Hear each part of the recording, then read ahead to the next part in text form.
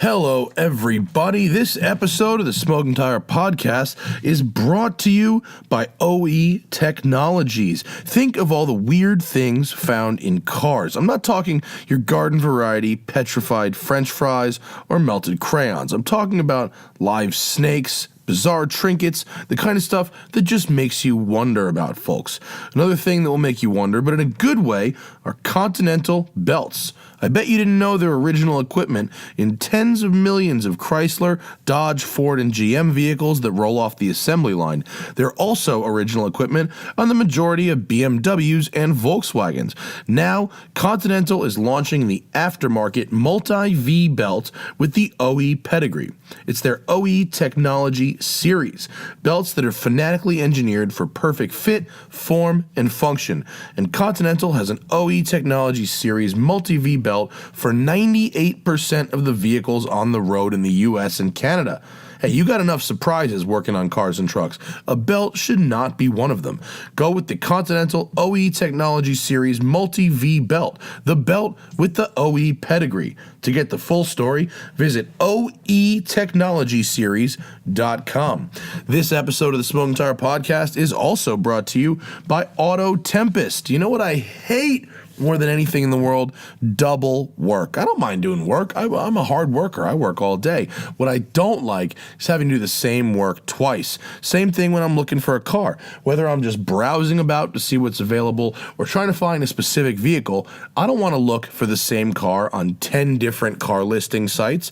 I just want to type it in to one site. That's where Auto Tempest comes in. It searches all the top listing sites at once, and then it compares those results to the results from Auto Trader and a national Craigslist database. Not just a database near your crib, national, folks.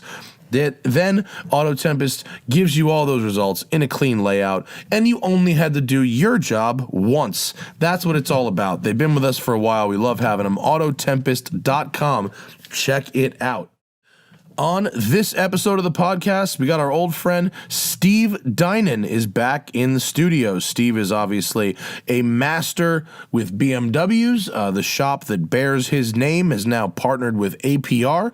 Although he is no longer involved with them, he has moved on to a new venture and moved out beyond BMWs. He's here playing the hits as well as telling us about his new projects and the cool things he can do with cars from other manufacturers, as well as talking about what the best way is to increase your horsepower, no matter the build. Steve Dinan's in studio, Smoking Tire Podcast. Here we go.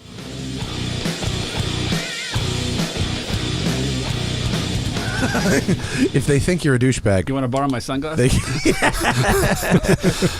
Optics, the official. You want to both do it? Do you need the prescriptions? I'll No, solidarity I'm good. with I you. can just go blind. It's like I will fully solidarity with you if you I want like to go. it. It's we cool. can wear them inside. I think it's a good look myself, but you know, If I you don't wanna want do it, I don't I'm want to here come with you. across that way.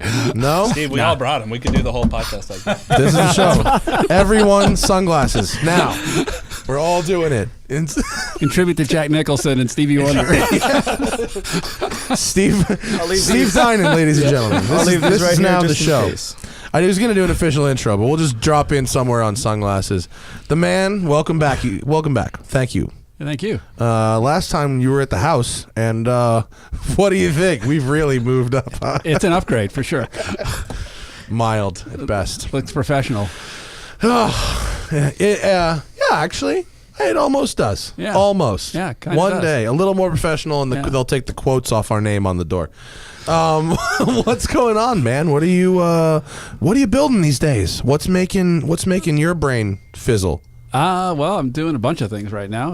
I sold the company. The old I company. recall, yes. Moved to Indiana for a year, worked for Chip Ganassi, and launched the Ford GT program with him. How to go in that? It was terrible. Good. Terrible car. Really sucked to Cool drive. car. What's dinging like crazy? Is that you? That's my phone. Seriously? That's my wife. Cabot. That's my wife finding out that I'm here right now instead of heading home. Really? Yeah. Wow. If that's like the worst thing Sorry. you've ever been texted about, like I think you're all right. Austin Cabot of Speed Ventures Track Day Company is here as well. Oh, you liar. You do have the non-prescription. Yeah, these are reading glasses. The other ones are distance. So now I can't see on the other side of the table. It just means I'm old. I'm officially old, so it sucks, but With your involvement with Ganassi and the Ford GTs, though, was with the racing program or the road cars or both? Yeah, here's some cool shots you'll never see. We're carbon fiber for wait, GTs. This doesn't help to show me the bare carbon cars. That's really neat. That's before they had wrap on them. I don't. Do we have to put them up? To Hold it up in front of that guy on. right there. If you want to, we're gonna go right to Steve Dinan's phone. We'll hook it up. Bare carbon fiber Ford GTs. Flip through it. We don't want to slide too far. What's at either end of these? Have you checked that? Oh man! So Nothing these are what inappropriate. race cars in development? These are the two first race cars that Ganassi got before they started racing them. Development Cool. cars from Ford. Cool. And so, what were you doing over at Ganassi as pertains to these vehicles and others? Believe it or not engineering. I was working as a corporate liaison to Chevy and Ford for the IndyCar and Ford GT program with Chip Ganassi. I have a lot of experience with that too with BMW. Right. And Chip knew me in that way, as well as the engine supplier when we did the prototype program and won 3 championships together. And when I sold the company, he goes, Steve, I need you to come work for me. And I said, Chip, what do you have me do? Because I don't know, we'll figure something out. So we got there, and that's what I did for a while. And I take it didn't take. It just wasn't my cup of tea. I like making cars go fast, and you know, I love those guys. I love the organization. I love what they do. Super guys, but it just wasn't the right job for me. Okay, fair. Yeah, it happens. You got to build stuff. Yeah, I got to build stuff. Yeah. So what are you building now? So now I came back and started another company. I can't use my name anymore because I sold that with the last company. Yeah. How's that work? That's weird. I can sign a check. That's it. I'm not allowed to use other than that. You what about you? In the marketing materials when referencing you, the human, can you use? I can use that I'm Steve Dinan, but I can't use the name Dinan. Yeah, Could you just no, drop yeah. the last in off? And just leave it there? Dinah, and that's a different, Then you get sued by Harley. And I don't know. Anyway, so that's weird. So the new company's called Carbahn, which the car Autobahn, basically, you know. And I'm not just doing BMWs now. We're doing BMWs, Porsches, Audis, and Mercedes. Cool. And I'm liking the freedom of being able to do different kinds of cars. That's fun for me because I've been a BMW guy for 37 years or whatever it was. Are you doing like builds one at a time, or are you coming up with packages? I'm trying to start a chain of retail outlets where you can go and have your car played with and serviced by people that love cars and don't want to go to the dealer. Oh, okay. So an enthusiasts dealership OEM network. Yeah. But we're not selling cars. We're just doing service and modifications for all those brands. Oh, so we're going wow. to make like a really cool showroom, like an Apple store where you can come in and build your car on the touch screen, and you go in the back, we put it all on, and then we can do service Like on in it. Forza Garage, but then it happens to your real car in the back? Yeah. That's so cool. Yeah. Yeah. So that's what we're doing. really going to happen? Well, we're trying. We got 2 so far. Where And are the Division, 2? They're up in the Silicon Valley, one in San Jose, one in Mountain View. We're trying to open the next 2 down here, actually. Oh, dude, I got to come say hi. Yeah. I have a place in, where is it? Menlo? No, Redwood City. I don't even remember. That's close. I didn't even remember. You talk about it like you just bought a vacation home there. My fiance works at Facebook. So, Okay. yeah, so we're up there. I got to anyway, come say hello. So we have a race team as well. So we're racing Audi R8s. We're doing a car conversion on C63 AMG Coupe. An M4. I'm sorry, CS. wait, conversion? Yeah, like Turning into a race car? engine. No, street car conversion. So we have a race team, Okay. but the business is primarily what I would call streetable track cars. Oh, okay. So we're not doing mainstream cars like 535s and 335s like I used to when I owned Dinan, which was all BMWs. I just drove their 550 M550 X-Drive I. Yeah. M550i. M550i X-Drive. Nobody can keep up. Corey Burns hiding on. Corey's kind of hiding on the side in the video. Sorry, but Corey of Con Media. We got an interesting roundtable today. Yeah, it was floaty, fast, but floaty. So no modification kits for normal cars. Yeah, I mean, my Dinan dealers, I sell my own product if somebody wants something for those. But Can you market yourself as a retailer? I can. I can. Yes. But the cars I'm making my conversions for is AMGs, M's, S, and RSs for Porsche and I. So only the performance models. Mm-hmm. So the first few cars we're doing are C63 AMG Coupe. Like that one right there. Yeah. Black one? Yeah. That looks good. Engine, turbos, software, suspension, some Aero. Cool. And then M4 CSI, with the one with the wing on it, and same kind of conversion. And then a 911 Turbo S, think GT2 RS all-wheel drive. Wow. So those are our first 3 conversions. Yeah. Sounds good. And we're going to sell those either in a kit form if you want to get one to your local dealer, or you can send the car to us and we'll do the conversion, which was what we prefer because then we know it comes out right. And this is your sort of preferred package setup. Yeah. Cool. Yeah. And I'm making some of the stuff and I'm buying some of the stuff. Like I'm making my own software, I'm making my own engines, I'm making my own suspensions and suspension bushings, but I'm buying like Honeywell turbos and Forge Line wheels and Brembo brakes. I don't have to make that stuff, So Yeah, you don't need to reinvent the those, wheel, those are literally. great products, all of them. So isn't the company that you can't mention also buy wheels from Forge Line? Could be. Yeah, I think that and BBS. I probably even did that deal before I sold it. So funny. I probably set up the Brembo deal too, by the way. What's Dinan backwards? Anyone? Ninad? Is it? Ninad? Yeah, it is, right? That sounds like a troll or something. It doesn't work. That one doesn't work. I- No, Carbahn is better than Ninad. So we're also doing functional aero on all these cars. So like Not under tray cosmetic stuff aero. or No, big no. GT wings? No, nothing gaudy, but something functional. Like you've seen the factory spoilers that go on all the cars, like the M5s and the AMGs. Yeah. We're adding a couple more tiers to that, so it goes up more like cool. like what you'd see in the back of a Z07 Corvette. But out of carbon. Neat. So something that actually makes downforce. Yeah. And some splitter and dive planes in the front, and on the CSI M4 we're doing some wickers and some dive planes on that. And on the Porsche we're putting the GT2 RS Aero on it. Just right off the factory. Off the factory, just Nice. making an all-wheel drive. Yeah, well, you don't need to reinvent that Right. wheel either. Yeah. So a literal all-wheel drive GT2 Yeah. RS. That's pretty awesome. And then we're doing, I'll send them to you, we're doing some V-Box videos and data logging up at Thunder Hill on the 3-mile track. Fun. And we're comparing them all to each other and baselining them all and comparing them to the GT4 race car because we're racing 2 R8 and IMSA right now too. How are they doing? Good. 30 cars Daytona first race, we qualified second. Oh, Never did an Audi I would before. call that good. Yeah. Yeah, unfortunately, with an hour to go on a restart, my driver spun out and got collected by somebody, so we DNF'd. Oh, that sucks. Yeah. What a bummer. Second race, Sebring, we were third, and then we screwed up the pit stop and wound up fifth.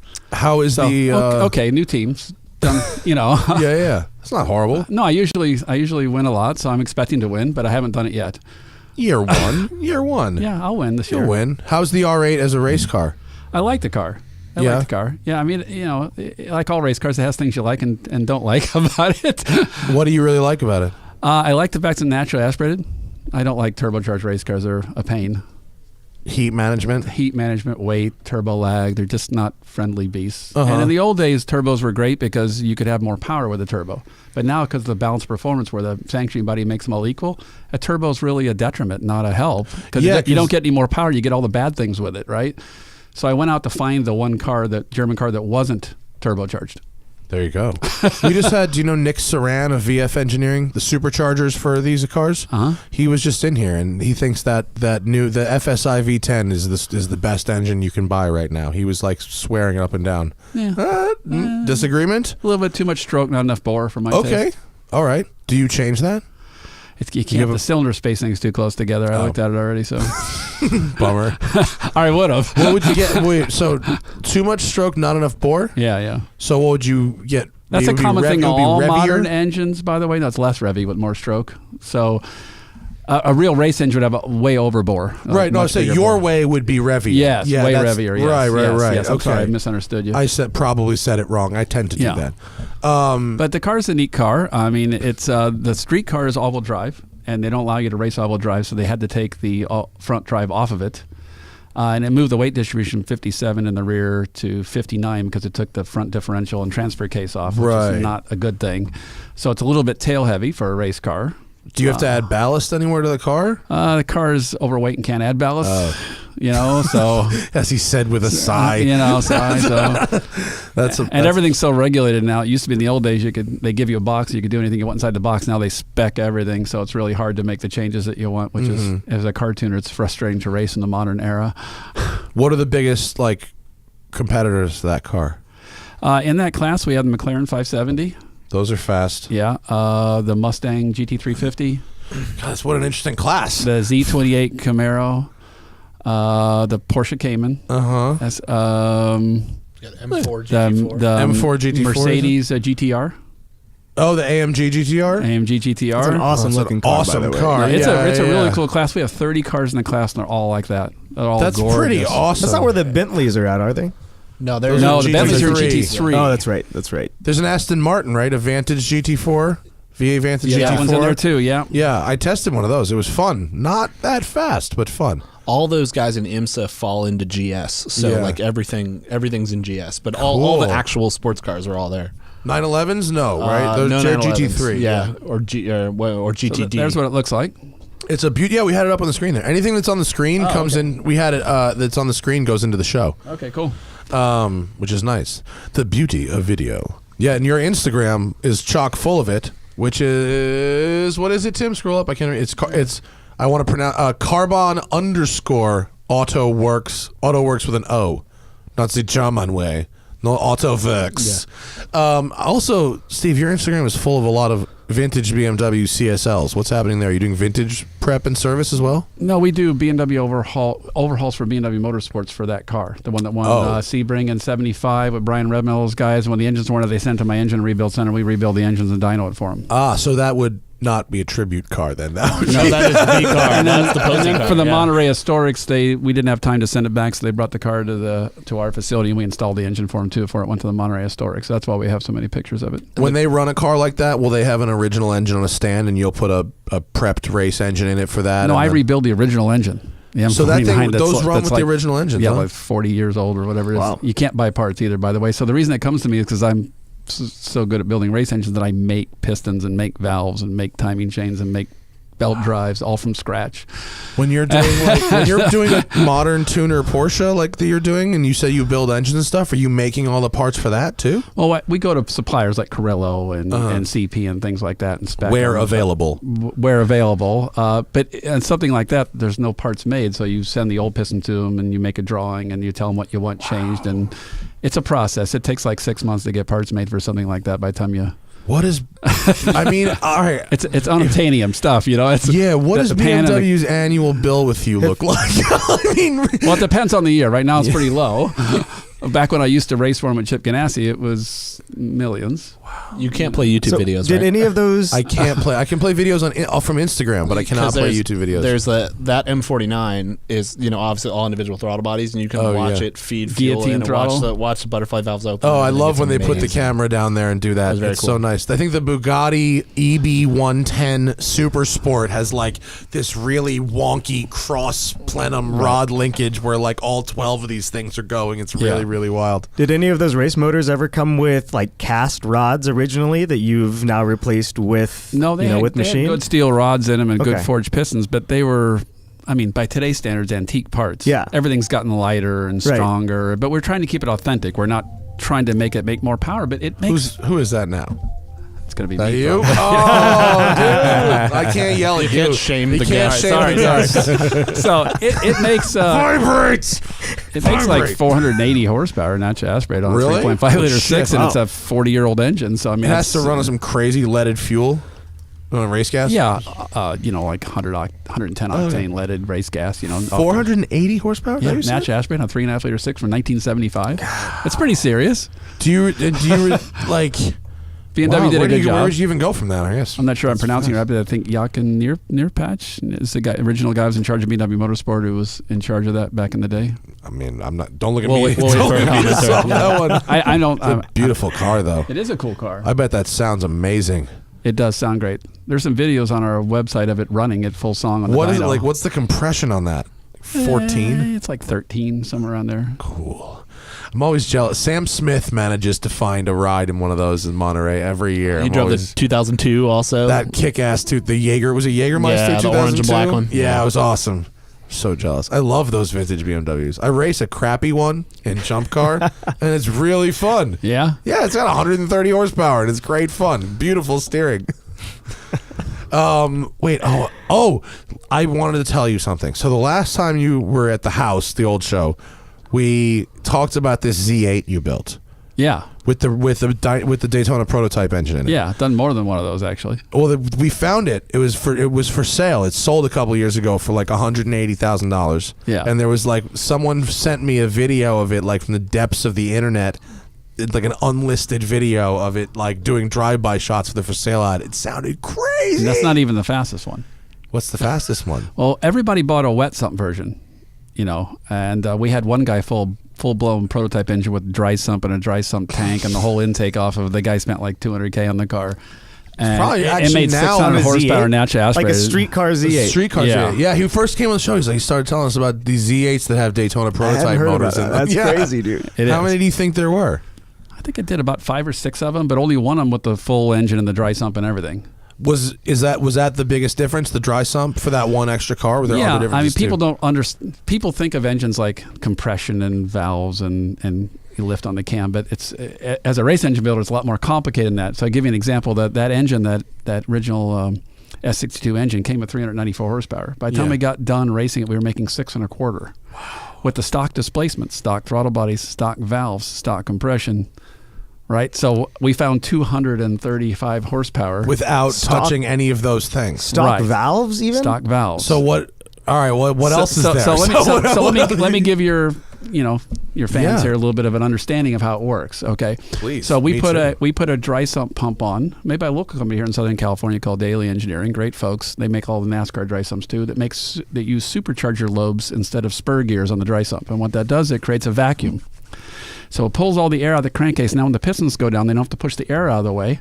And believe it or not, that makes 20 horsepower in reduction of pumping losses. Reduced pressure underneath the pistons on the way down. Right. Genius. Yes. Because it creates a negative space under the pistons. Yes. That's fucking awesome. Wow. Yes. All right. Okay. There's 20. All right. Where's the other 100? All right. So I'm not going to give them all to you, but I'll tell you a few. Okay. So now, since we have this vacuum, we don't need as much oil control. Because part of the reason you have an oil scraper in the middle ring and an oil control ring on the bottom and a compression ring on top is to get rid of oil that will blow past from the crankcase pressure. So we take the middle ring out and put 2 rings in the piston and make the piston shorter and the rod longer. Oh. And the reduction of the friction from the second piston ring or the third piston ring is 10 horsepower, and the longer rod's 10 horsepower, so that's another 20. Yeah. Then we take little half moons and drill them in the top of the pistons and tune gas ports to feed pressure behind the ring so we can set how much the ring seals against the bore by how much gas pressure there is behind it, which is 10 more horsepower. And it goes on and on and on and on and like that. So as a modern engine builder, because we have rules now, the compression can be this and the RPM can be this. What we do is we change everything that doesn't have a rule, and that's all efficiency. Now, we also took the catalytic converters off and put race gas in and put big cams in it. And that was probably worth 50 or 60 of the 200 we found. But the rest of it was stuff like that. Wow. So Little teeny, I mean... They go, you can't change these 12 things. And, Right. But you go, all right, well, we got to find a way to change everything else. Right. So what they do is they regulate everything everybody thinks of power, which is boost or displacement or compression or cam lift. They regulate all that, and then they leave all the esoteric things unregulated. And as a good engineer, your job is to find all those and fix them. That's really funny. Are any of those really practical to bring to your street cars that you build? Well, that's why this guy wanted the Z8. He goes, I want the whole 625 horsepower motor. I want to do it. I don't want to leave it. Everything's compromised for a street car. Yeah. Right. And so he didn't want that. So the other thing. Is it streetable? Yeah, it drives perfectly fine. Would you? I mean, if you're drives like a cruising stock around, one? It drives like a street car. Really? Yeah, Wow. it's really drivable. That's so weird. Why is it drivable? I don't understand. Well, Why because is it what makes an engine undrivable is radical compression and cams, and we didn't change that. Vacuum in the crankcase isn't going to make the engine run any rougher. I guess not. What consumption? Anything like that? Like no oil consumption because it stops oil consumption from the vacuum pulling the oil down. Because that's where the consumption Right. would go. Right. So do your rings now last a lot longer? They don't really last longer because we have more pressure behind them with the gas ports. So And that increases wear to make Does it the have rings like seal some better. crazy service interval, or can it be driven sort of? I mean, they run about 100, 125,000 miles. I mean, it's not. I mean, it's not 200, for a but race it's not. motor? Yeah, for a race Not on the motor? street. Now, pretty- on yeah, the race not- car, we used to run them 30 hours and put a new Yeah. one in every 30 Right, hours. yeah. Just because you didn't want to have a failure. Yeah. So we'd run the Wow. 24 hours and change one for. In hindsight, I think that is money well spent. All of those people, Yeah. that seems dumb, but those a Z8 by itself is $200,000 now. Yeah. One that with your race engine, and it's got to be worth almost easy like- $350. It depends on how you view cars. See, I view cars like if they run better, they're better. But some people view cars, they're not original, they're ruined. Right? If you're a purist, you understand Not what when I'm the saying? guy who builds the race motors puts the race motor in. Hell no, that's like- better. That's always better. So It's I'll like give you how an- watch guys geek out about like the internals of the watches and they'll Yeah. buy expensive watches Yeah, because of that. It's like the same. It's the automotive equivalent of that. I geek out about that kind of stuff. Yeah. So one of the other things we did was we took every oil passage in the engine, which by the way is made extra large, so when you live in a cold climate, it'll circulate with thick oil, and we put a jet in it and restricted the oil flow. And then we kept making the jet smaller until all the parts downstream from the jet galled from lack of lubrication. We were back one size, and we were able to reduce 40% the amount of engine oil moving in the engine. And believe it or not, engine oil has weight, mass. Yeah. And if you move less oil around, it absorbs less energy and it makes more power. And I can go on and on and on all day, right? So you found the minimum amount of oil that each part in the engine needed and set it to that value. Wow. Because we're not racing in the snow. Right, so we don't have to worry about cold weather in a race engine. Now, in the streetcar engine, we had to make the oil passages bigger for the guy. Right. In case because he lives in Montana. Yeah, in case he started up in the winter. Right. And does that affect, like, assuming you did that technique to a streetcar, would that affect your 5,000-mile oil change interval as well, or just no? So why is the manufacturer leaving so much on the table? Is it just for the cold climate? Really? Cost. Oh, okay. All that stuff's expensive. Yeah, okay. Got it. And we're talking super strong, lightweight pistons. We also take the piston skirts and diamond grind them instead of barrel grind them. So the piston skirt contact area is lower. So it reduces friction. I can talk for this for days, but I've spent 35 years at $25,000 a month doing engine research. Yeah. So I learned one or two things about engines over the years. I'm like, I think this sounds super interesting. I really do. It's crazy. I love the little bits you can find. It's like amazing to me. Yeah. It's dramatic. You can find as much in things you don't think you can than things that look completely obvious. And are most of those things, as we kind of touched on before, cost prohibitive in street cars? Yes. Yeah. All right. I mean, they make cheap cast pistons, and they're trying to save money everywhere they can to hit the price point of a car. And even honestly, even exotic, really great cars like we work on are still controlled for cost to make a maximum profit margin. Exotic cars aren't. They're not doing everything they can do. No, they're not made of exotic parts. Yeah. No. Sometimes a little bit, but not like a race car. No. That's why a 919 Porsche costs, I don't know how much it costs. They probably wouldn't sell you one, but probably $10 million or something, So that's why, because it's full I'd love of to see you on a show with Jeff Brown, the Core Autosport engineer. Who's Jeff Brown, Austin? Jeff Brown, so Core Autosport engineer. So they've won. He used to run the Level 5 program.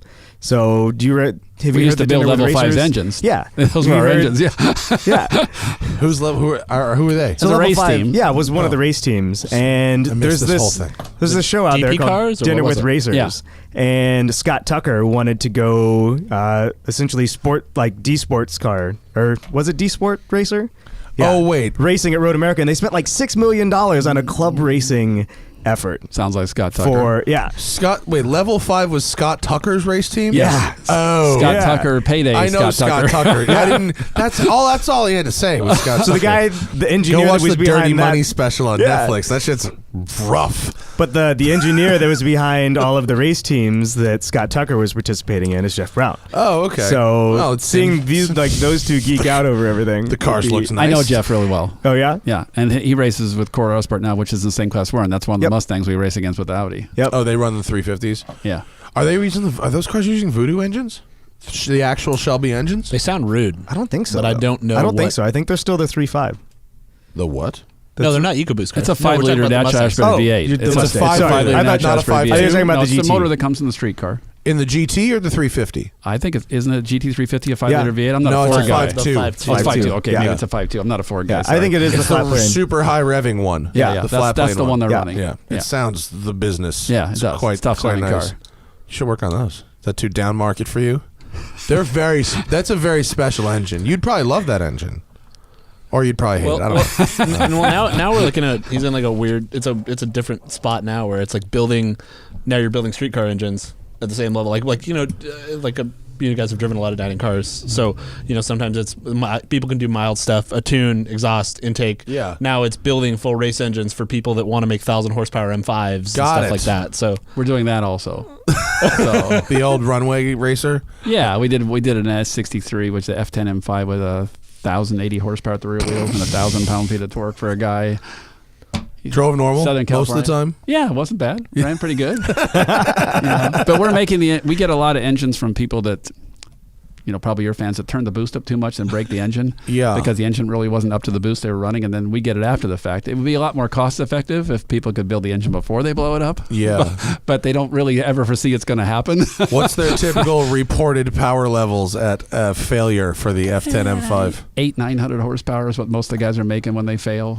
I mean, that's pushing That's pretty pretty- hard. That's pushing pretty hard. Pretty hard. Yeah. That's like a near double. Yeah, and it's really the torque that breaks them. Yeah. Because that's where the pressure is coming from, not really the horsepower. That's why the new GT2 RS Porsche has 700 horsepower and only 550 pound-feet of torque, because Porsche was smart enough to control the torque so they didn't break the drivetrain in the car and the engine. Because they're good engineers. They usually are smart like that. Yeah, the aftermarket guys just think more torque is better, even if they can't hook it up and smoke the tires and they break the car. And so actually, the car would go faster if they reduced the torque, and it would actually last longer as well. But bro, it's hard to convince them of that, because that's good smoky burnouts. You know, Yeah. And you can brag about about smoking shit. tire, right? Yeah, and you can brag to your fucking forum neighbors about whatever. Oh, Yeah. his only has 900? Yeah. Bleh. People are so dumb. But like, the one Completely car, unusable, but it has 900. Just to say it does. the one car I've always wondered about is like, I know about it because I've seen photos, but the 850 Super Coupe that you guys built back in the day. Oh yeah, that was an old one. Yeah, So was old the car. twin turbo 12s, right? Yeah. yeah. That's What? awesome. How much power did that car make? What did? If I remember correctly, 600 horsepower and 680 pound-feet of torque In the 90s? in 1993, I think it was. Yeah. That's a lot. It's like XJ220 numbers. Oh my God, that's not your rear bumper? Yeah, that's it. That's the rear bumper? Yeah, It's aggressive. That's the old Super Coupe. Yeah. That's very So that's a polite way of putting it. aggressive rear bumper. You got any other shots of it? So we took the pop-up headlights out of it and built headlights in those. It's got carbon fiber skirt, front, rear, and trunk and hood. And we And that lightened carbon it. fiber skirt in 93? Yeah, we did all that. We made the molds and everything. Wait, that's not it. That's it, isn't it? Just add twin turbo to your search terms, Tim. There's only one Super Coupe. Yeah, that only engine ever bay made right one. there, is it? Oh, you mean? Oh, it's the top left. That engine looks crazy. Nice. That is crazy. So see the headlights built in the nose. There's no pop-up headlights. Oh yeah. And the 'cause- tubes go down the intercoolers in the front there. wow. What went where the headlights were? It's just a big empty space there now. It's got air filter boxes in there. We put bigger air filter boxes. so in it there. just doesn't have the headlights. arrows. No, so we you did it didn't because we didn't like the way the pop-up headlights look. We wanted to make the car more stylish. And It's completely accurate. Pop-up headlights are So stupid. does it just not have headlights at all? No. no, they're in the right there. bumper. See 'em? Oh, the low ones. Yeah, those are. Believe it or Those not, are like those they're are out off of a an Chevy pickup E36. truck. That's where I got them. Oh, should we? Because they happen to fit. Nice. Good thinking. Is there? Can you find a picture with the hood closed so I can see the sans lights? There it is. Top right. Down. Not there. Blue, right? Yeah, there. It's black. Black? Because I'm colorblind. Oh, it's not. It's hard to see a picture. It looks cool though. It was a neat car back in the day. Hell yeah. You know where that is? Yeah, it's up in Mountain View, California. It comes to my shop for service still. Really? Oh, Yeah. I want to see it next time it comes in. Can you give me the tip? Yeah, sure, no problem. Will he let anybody drive it? Will the owner? Probably. I mean, he leaves at the shop. I'm sure I could arrange a ride. I mean, It's an auto or a stick? no, it's a 6-speed. Yeah, perfect. Yeah, Perfect. 850 CSI 6-speed. Yeah, it has all the things. V12 twin turbo. And would you make another one of those kits if someone brought you an 850? Oh, I don't have any of the molds or anything anymore. It's so Oh, that's long a ago, shame. you know. So I Cost think you it was another a- $100,000 to develop a kit. It was a $102,000 car when it was new, and we spent $100,000 on it. So it's $200,000 in 1993, whatever that comes out to be in today's dollars, $400K or whatever. I was just up in Seattle. Tim, pull up my Instagram. My friend, you know the E-Garage guys? You heard of them before? This dude, Ben Abrams, he's super chill and he runs this thing. Go down. He has a 2-door soft top G-Wagon. Yeah. That has It's so goofy looking. It's so goofy looking. That has so this thing. I think it's a 2000, and it's a gray market import, and it was like $99,000 new. It then has $150,000 of Brabus shit on it. Is that right? It has Holy cow. It started out as a 300. A G300 or whatever it was. Diesel. It now has a 5.8 liter supercharged Brabus motor in it with like all the heavy duty. It looks stuff, like big the brakes. German equivalent of like the Isuzu Rodeo. It's a Samurai. It's Yeah, a the German Isuzu Samurai. Rodeo or It's Samurai, just yeah. hysterical. It's the German version of it. Looks like a micro machine. This is perfect. So you want to talk about? And he bought it like 8 years ago for like $90,000. So it was like depreciated. 70%. It's probably worth like $200 now. But How do you resell that What's the?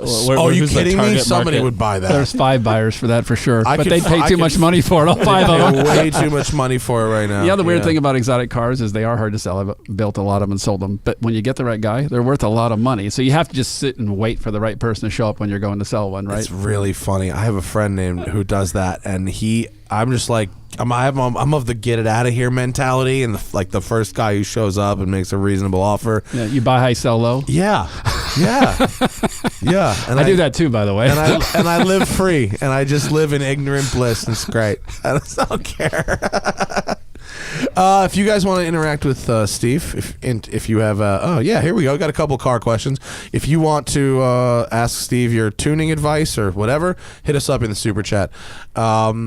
Wait, what else did I want to ask you? So C63. Yep. How do you like these AMG motors after I like working them with a lot, BMWs? yeah. And one of the neat things about working other brands, because I was with BMW for so long, each one of the car companies does something better than the other one and something worse. Mm-hmm. And I get to see what other people do, and I can transfer the technology from one brand to the other brand and make them all better. Interesting. By observing what each one of them does, which is interesting. So what is Mercedes' strengths with this? It's the 4-liter you're working 4-liter with. V8, great motor.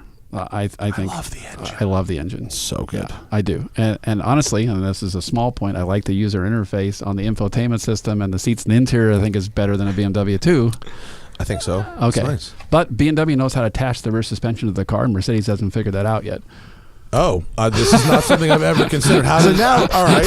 So now I'm wondering what your dream car is, like if you could pick and pull of everything. Well, you're going to see that when I bring them to you, because I'm going to bring them all to you when they're done. I'm going to fix the back of the Mercedes so it works like a BMW, and then I'm also going to make a 700 horsepower turbo motor that's emissions legal, and for it with big turbos and stuff. Nice. And so it's going to have all the Mercedes attributes and all the BMW attributes as well rolled into one car. Wow. That is so cool. What is Mercedes not doing correctly in the rear of the C63? I don't know if you guys know what kinematics are. No. Okay, Can you give kinematics us the is the engineering of flex and distortion of bushings and parts. Okay. So they make kinematics tables, or the OEMs have them in the race teams, where you put a car under it, you basically clamp down on the wheel and tire, and you move the car and flex it, and you can see what bushings like and on what like a shaker rig? flex. No, not a shaker rig. That's for shocks and springs. This is just parts deflection. Huh. Okay, so BMW's my brain for too many years. Mercedes-Benz has too much rubber compliance in the rear subframe, the lower control arm, and the toe links in the back of the car. Is that to make it ride better? Not sure their motivation, because I usually what rubber does is more make it quiet than improve ride, because rubber has spring rate, normally makes the ride worse. They also have the car way too stiff in pitch, and all it does is, it does great burnouts, but it won't hook up and put power down. Off the line, you're right, it will not. Yeah, so I'm going to try and fix that too. So are you going to have to do body work and put wider tires on it? No, I'm going to try and tune it out of the car. Oh, really? Yeah. Cool. So you'll see the work when it's done. That'll be great. And so I've worked on a lot of cars and a lot of race cars, and I think I have a pretty good understanding of what it needs. I've had the car for like 6 months, and I've spent a lot of time analyzing it, and we're actually building pieces for it now. So cool. Should be done actually 3 or 4 months. Oh, great. Done. The Mercedes, that 4-liter engine is like really fun to play with. It makes the best sounds, and it's got this nice power band that's just super, super, super fun. Yeah, I like it too. Turbos are way too small. It kind of dies on the top end, but we're going to fix that too. Can you fix that without making it lose too much torque at the bottom? Yep. What do you... yeah, I can't tell you. I'd have to kill you, right? All right. Murders. I'm excited. That's great. It's going to be a neat car. Actually, it's my favorite street car of all time as a daily commuter. The C63. Yeah, I really like the car. To me, the M5 is a little too big and heavy, even though the new one's gotten a lot better. They've taken a couple 100 pounds out of it and added all-wheel drive. And the M4 is a little bit too boisterous, too track day, a little too rough. I like it. I like my M4 as a track day car, but I don't like it as a daily driver. They're stiff. Yeah, not just stiff. Just not a nice daily driver. It's a good track day car. It's a good sports car. It's not a good car to live with. Where the Mercedes is kind of halfway between the two in size, still has the V8. Yeah. I think it's a nice package. I like the car a lot. I was surprised how much I liked it. I've never been a Mercedes guy, but I have to say in the last 5 years, AMG has made huge strides. I'm embarrassed to say I'm excited for the GLC 63, just like the little crossover with the 63 motor and with the 4-liter and all-wheel drive. It's gonna be pretty awesome. Nuts. Didn't they do an R63 too? The big back in the day with the 6.3, right. yeah, the minivan, the fast minivan. I think they imported 110 of them or something to America. Somebody has a collection of them somewhere. They sell one comes up like every other month or so on Bring a Trailer. They all sell for like 34 to 38,000, and then they have that head stud issue. They break the head studs, and you have to like do a complete engine rebuild, and it's 40,000. Which car is this now?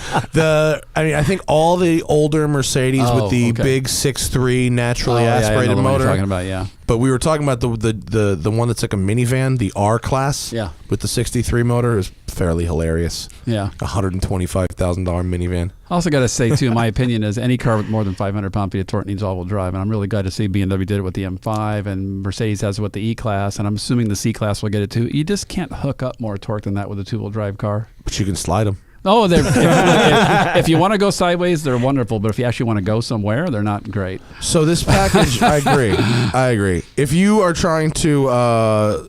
if you develop this package with the C63, how much of that would transfer over to, say, the E63?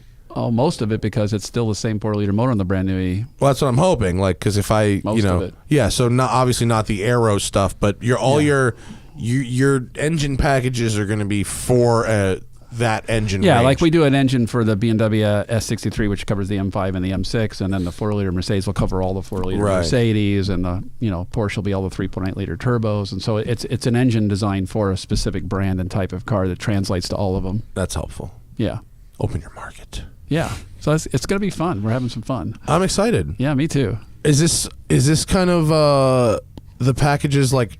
It's track day stuff, right? So it should be pretty good. Well, we're trying to do the Dinan thing always, where it's a nice car and it rides nice and it's quiet and all of the good things we do, but still a little bit more focus on going to the track and having fun with it. That's why we're trying to nail down the rear suspension so much, because we took it to the track already. Yeah. I put the V-box on it, did a baseline on it, and its speed, it's a little terrifying. You come over the crest of the hill at Thunder Hill of turn 9, and when it crests the hill, unless you're just that's the blind one. It goes over the top and then down, and unless you're definitely smooth and use all the road, which you never do in any other car, it does a tank slapper down the hill that will make you think you're going to die. Yeah, because the rear suspension moves around so much. So very hard car to drive fast because of it. Interesting. But I think we can fix it, and everything else about the car I loved. So. Do you find, so we had, do you know who Ben Collins is? He was the Stig on Top Gear. He's driven like everything. He was in here a couple weeks ago. He brought the European Stig, not the American. The European Stig. Although Tanner Faust was in here this morning and said it said that your American Stig. Paul Gerard. Paul friend Gerard. of mine. Yeah. And I guess he drove for me book. once in a race car. Super guy. Fast? Lives in really fast. Tiny?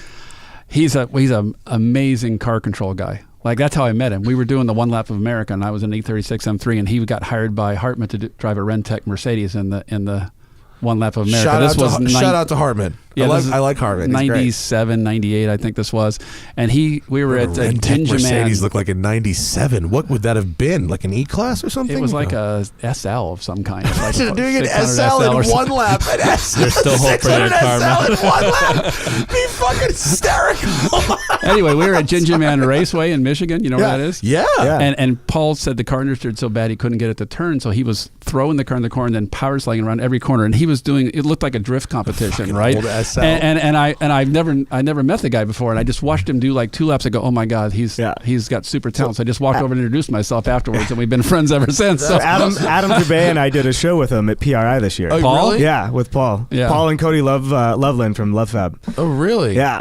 Love Fab is the guy who built that crazy thing, right? Who built the Pike Peaks car last year. Yeah. So what's Tanner driving next year, since they got rid of the Global Rallycross series? There is allegedly a new series coming. Oh, is that right? Allegedly. All right. There were no There specifics may or may given. not be. May or may not be. I was hoping to put him in one of the R8s I have. I got a second R8 coming for next He year. was talking about getting into sports car racing. I know, though, he talked if you about were- that with me a couple of years ago, but I haven't touched base with him in a while. So. I think he's looking for work, and he has a plane now, so he could fly up to you. It's Cool. like a He's a pilot. misconnections ad.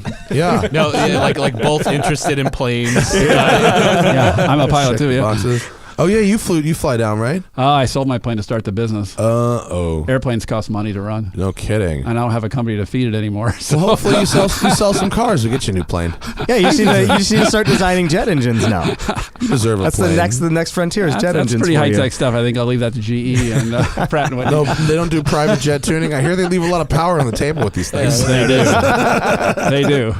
You could get like Floyd Mayweather to buy like a hot rod Gulfstream. I feel like that's definitely could 100%. Cover it in Bonneville 1,000 horsepower cars and put the engine in your plane. Yeah.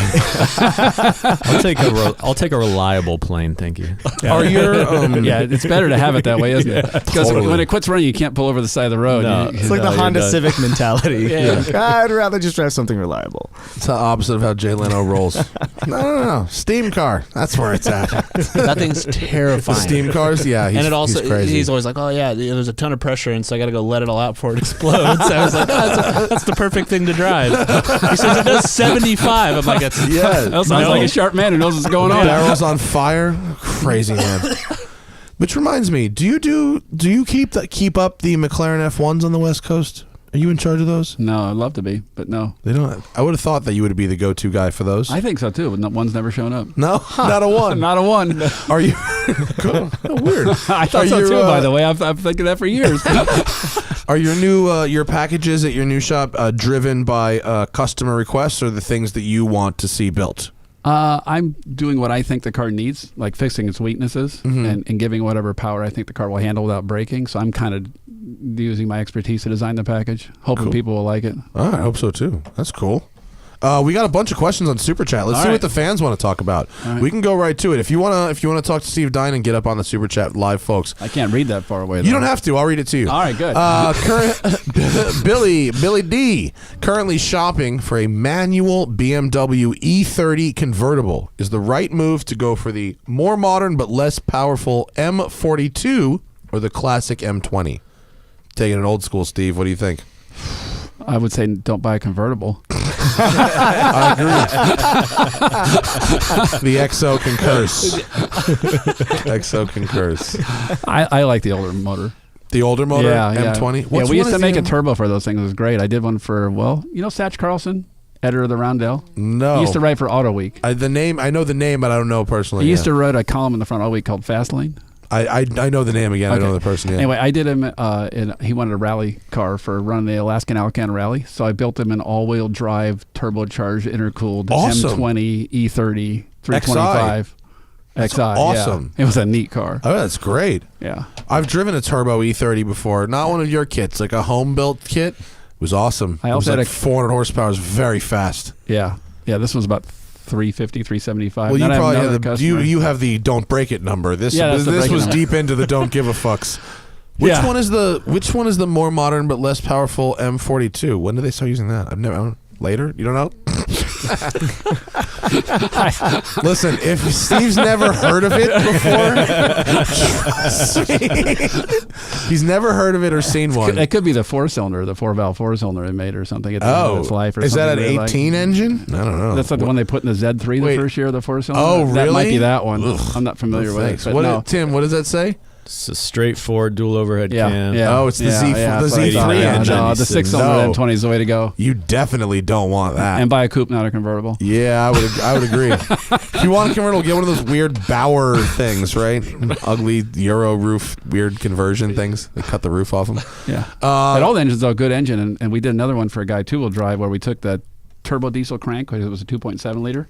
Oh, and made the 325 at a 2.7 liter and put a turbo on it. I think that diesel crank thing is something they do in chump car racing to cheat a lot. Could be. It's Works a cheater. Really good, it's a cheater crank that they do, and because I guess you can't, they get it by the judges or whatever.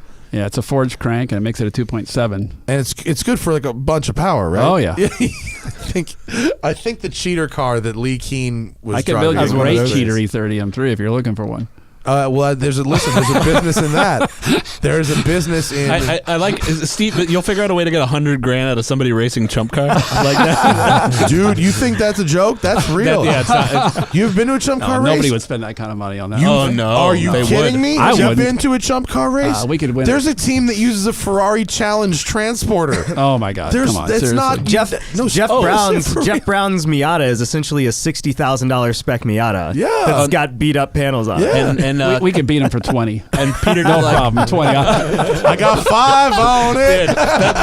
Well, remember Peter Cunningham and the Real Time guys used to run. They had this Civic. It was a D16, and it looked. I mean, it looked like a pile, but they painted with their livery and everything, and they'd show up with their GT3 transporter and drop the car off the race jump car. Yeah. So Hennessy's got a jump car. It's a E36 M3. It's really fast. that's the hot new market, Steve, as your PR advisor. I'm telling you. Okay, all right. There is a big market in cheater E30s.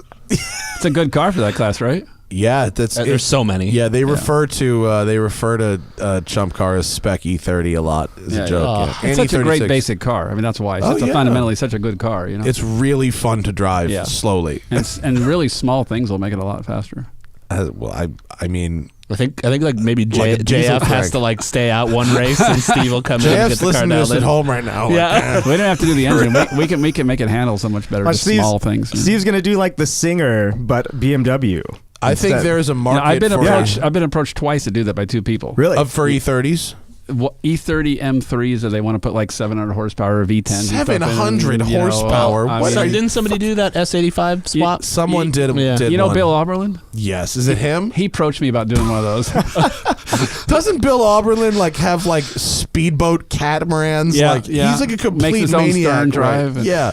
Bill Oberlin's a BMW racing driver who's very good. Super talented guy. And by all accounts is also out of his mind. Yeah, that's what I like. That's kind of what I like about him. And yeah, someone's like, "Did you see Bill's boat?" I'm like, "No." And he showed me a picture of this thing. It looks sort of like it was painted in 1986, but it's like, one of those like 120 mile an hour catamarans. Yeah. He has 58 wins in sports car racing, which is the second highest ever to Scott Pruitt, which is at 60. Is it the second highest ever in sports car racing? Oh well, he'll probably beat that. Yeah, the problem is he got let by Bobby Rahal because he's old, and so I don't think he drove Daytona and Sebring. He's still super fast, but for some reason they replaced him with somebody younger. So I don't know what he's going to do to get the last couple. Maybe he wants too much money. His offshore he's got a lot of his offshore power boating. But I tell you what, he can still drive. Oh yeah, I mean he's amazing. Yeah, I used to hang out with Will Turner a lot. I still love them and hang out with them whenever possible. Yeah. And I know you've worked with them before, and Bill would drive with them, and it would always be a really good time to hang out with them. Yeah. But I've never seen him outside the racetrack, but everyone's like, you got to see this guy in a boat. He's fucking nuts. Yeah, I've seen him drive a car. Well, so I don't even think he drove Turner's M6 at Mid Ohio last weekend. How'd he do? It's a big car for Mid Ohio. He got shoved off the grass, off the road, and got grass in the radiator and had to come in and clean it. And I think they wound up 5th or 6th or something. So that's a big car for a small track. It is, but he was wheeling it well. Was Will just recently racing at the 24-hour Nürburgring? I don't know about that. Okay.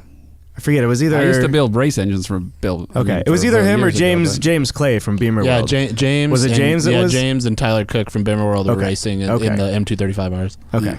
Those look fun. Well, I mean, that's wild because I talked to Cameron, who used to run Redline Oil, and Cam told me that they'll go through a turn at 130, and those guys will come by at 155. GT3 cars pass the 235 at like 160, and it's just it's unbelievable. Sounds like fun. Yeah. Sounds like a good time. Yeah, I like it. I just drove that VF Engineering supercharged Lamborghini at Auto Club Speedway at Speed Ventures Track Day. On the Roval. So 174 on the front straight on just regular P0 Corsas. Like with Aero? It's a Performante. Stock Performante, yeah. Stock ride height. 870 horsepower. Yeah. Performante. Sounds terrible. It's lovely. 8 pounds of boost. Sounds terrifying. It has a dual fuel system and 8 pounds of boost. It's an all-wheel drive car, right? It's an all-wheel drive car. Yeah, I'm sure. Very easy to drive. It was off the line for sure. Yeah. It puts the power down like. Yeah. They ran what did Motor Trend run? They ran a 2.2 to 60. Yeah. And they ran a quarter mile at 9.8. Yeah, no, I would say that hooks up. All-wheel drive does that. Yeah, my 911 Turbo S, I turned the boost up in it, and I put bigger wheels and tires on it, like 335 rears and 265 fronts, and it does 0 to 60 like 2.4. Yeah. Like just car's so good. Those 911 Turbo S is so good. It's a great car. Out of the box, it's like amazing. Yeah, and it's so easy to make them fast. Yeah. What are your tips and tricks for 911 Turbo S's? I haven't gotten that far into that car yet. I've just done a little bit of work on it, but it for sure could use some more downforce in the back. That's why the GT3s have the giant wings. Yeah. They make a difference. Have you driven an RS? I have not driven one yet. No. It is the most stable. Except for like 4GT, with the crazy buttressing and stuff. Like as far as sports cars goes, it's like the most stable one. One thing I have to say about Porsches, because it's my first one. the functionality of everything is so good. The crispness of the ships and the double clutch, the throttle response, the steering input is better than any BMW and Mercedes I've ever driven. Yeah. There's the level you of get like something refinement that you get. The level with of it. refinement, right? Yeah. Sometimes some of the other manufacturers, like you go between like the shift mode, sport, and comfort, they try and make a bigger step so you can notice it changes. And Porsche has two modes, and you can hardly tell them apart because they're both right. Yeah. And they're not trying to do it to impress you; they're just making it right, right? Yeah. And you get something for your $200,000. You really, really do. There's certain details in that car that are unmatched. Like little shit like the cup holders that are just the most geniusly placed cup holders. And like the fact that you could launch it probably 1,000 times in a row. Yeah. And it's the not gearbox with cups in the cup holder. Dude, the gearbox is so consistent. It makes every other gearbox just be like, well, why doesn't it just work like that one? You're right. The shifting is amazing. Whether it's software or mechanical or both, I don't know, but it has the most crisp, most clean, best torque managed shit of any car I've ever driven. And when they went from like the 991 Gen 1 to the 991 Gen 2, there was a big change between those two too. And which one do you think is better? The Gen 2. Yeah. Like driving those cars, every time I would leave it in automatic mode and go to shift it, like think about it in my head to shift it, it would shift up and down. Every time I'd come into a braking zone, think about shifting down. No, Porsche has it together. Here's what's interesting about crazy. that though. Have you driven a Macan? All right. That's got it too. You can Porsche-ize almost anything by putting a PDK gearbox in. Is that what it is? The PDK? Yeah, because it feels just like the 911 feels when you tug the paddles and it shifts like that. Like it's like it's a fucking Q5, but with this gearbox, it feels like a Porsche. It's amazing. It's like they put blindfolds on and just start turning dials to get them to all feel. I wouldn't be surprised if somebody does that.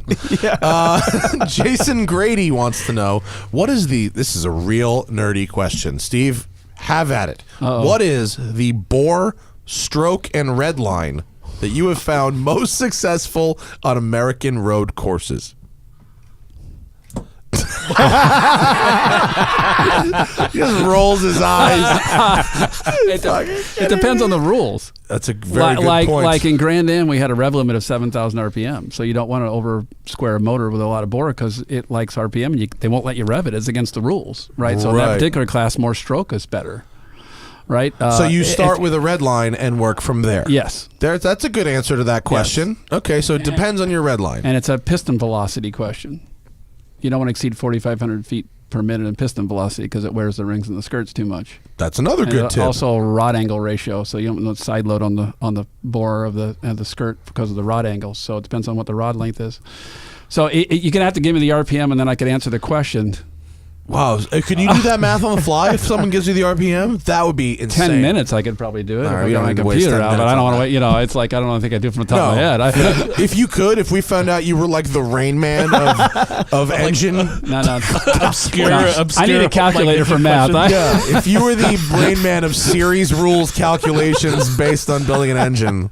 I'll say one of the ways we won 3 championships in 224 hours Daytona is we actually took torque out of our engine. Why is that?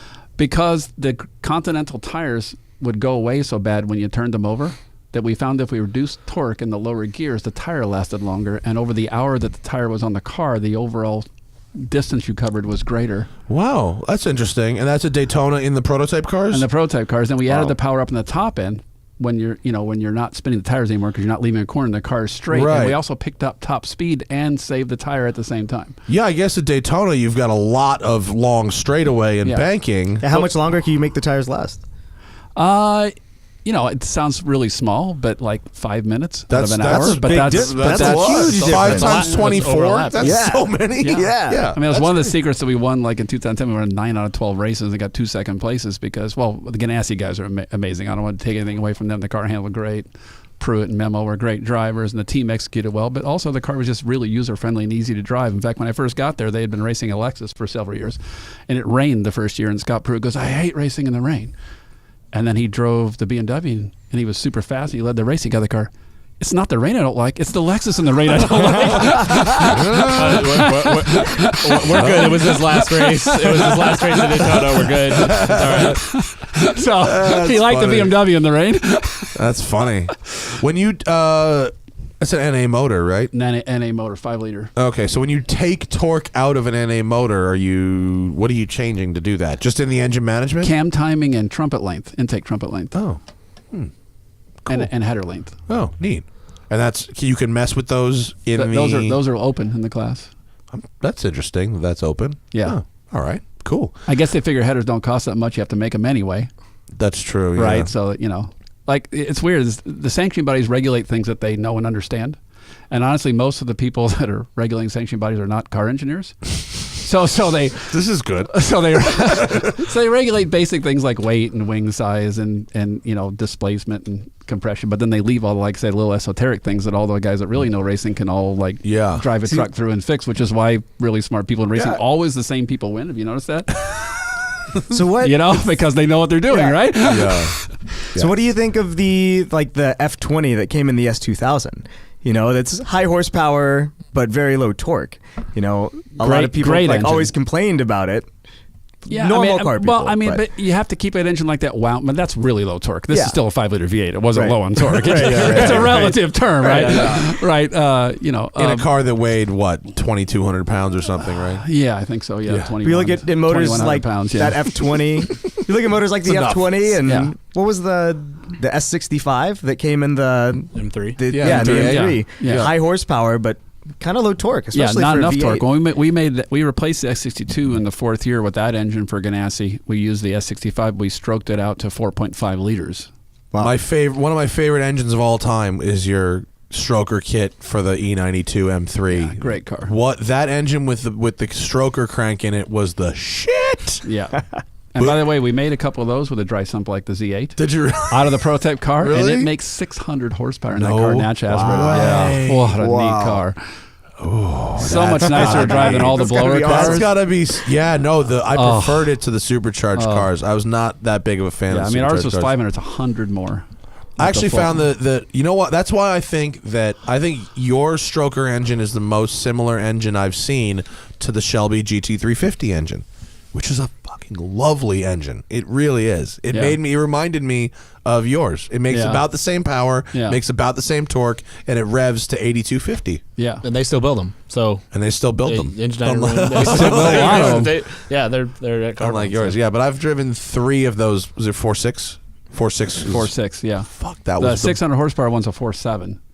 best BMW engine ever. Yeah. John P. Okay.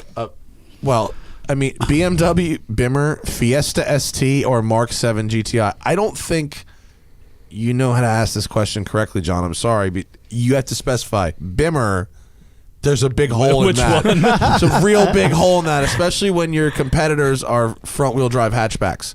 Let's assume you mean the cheapest BMW you can get. The 230, a 230i now? You could do it. Which is You lovely, could do it like by a the way. 135i. I think 135i is a lot of car. Yeah. Yeah, I had a black one, remember? You did. The It was 1M, very yeah. fast. That was a cool car. The 1M was so fast. Yeah. You built a really nice handling 128i too, didn't you? No, just the 1M. Oh, okay. Yeah. Okay. I have driven a 228i M Sport press car a couple years ago. It was pretty good. Yeah. Had Yeah. nice steering and good balance. It was a lot of fun. New M2 is really good too, isn't it? The M2 is great. Really neat car. Really, really, Yeah. really Somebody should nice. get serious with like a 650 horsepower M4 motor. In that thing or Somebody something. should. Somebody should do something like that. Somebody with I the know kind of ability guy to that do might such do a something thing. like that. I remember did the Dinan M2 come after you left? Was it? Yeah. It was? Yeah. At least they did the correct thing with the shocks over there. But they made it. The nice ride part is properly. that N55 motor has been around a long time, even in his era too. So, and now they're still doing those at Carbahn. Yeah. So That reminds me. Someone else asked about that. We'll get to that later. I just made a couple of 400 horsepower N20 4-cylinders. What is an N20? That's the 4-cylinder turbo motor in the 228. Oh yeah. Wait, really? Yeah, 400 horsepower, big turbos. That's awesome because the 228 is really nice. Yeah, and it's so light and handles so well. It's a phenomenal car. 400 foot-pounds of torque, 400 horsepower on race gas, drivable. What does it make on pump? I think 350. That's pretty good. Yeah. I bet that's a great little It's a neat car.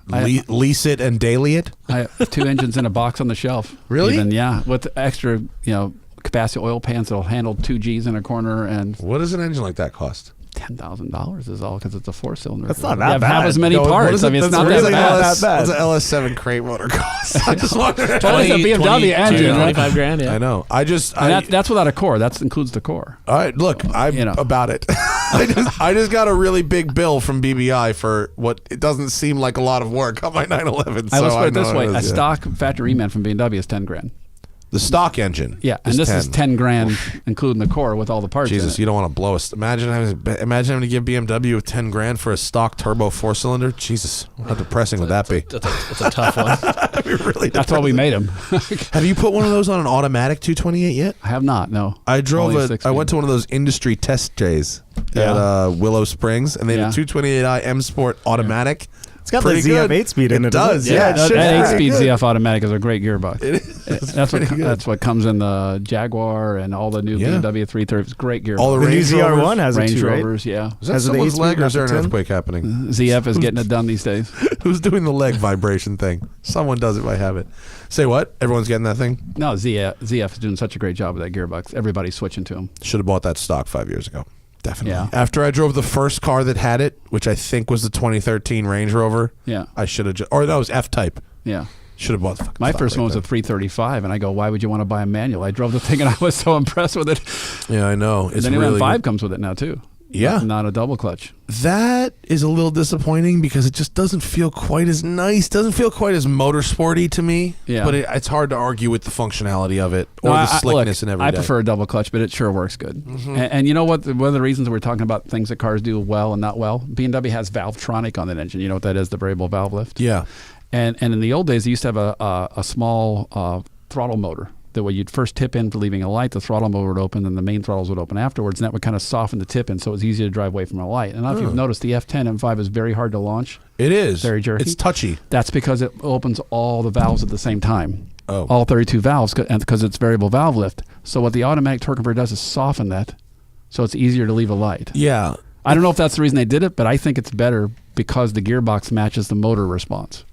That is totally fair. I think it does drive better in traffic and from 0 to 5 and 5 to 0. You're totally right. Yep. But I miss the crispness of those shifts when I'm on it. I just found the double clutch so hard to drive in that car in traffic. Hyundais had beat me away from a traffic light across the intersection because I couldn't get the car to leave without smoking the tires. It's very funny for someone who does so much work on road racing type cars. You seem very focused on pulling away from lights. Well, I'm a street car tuner too, right? I mean, I've drag raced once or twice in my life. Detroit in you. What's the statute of limitations on like Morgan Hill related driving? You're not gonna tell about my launch ride.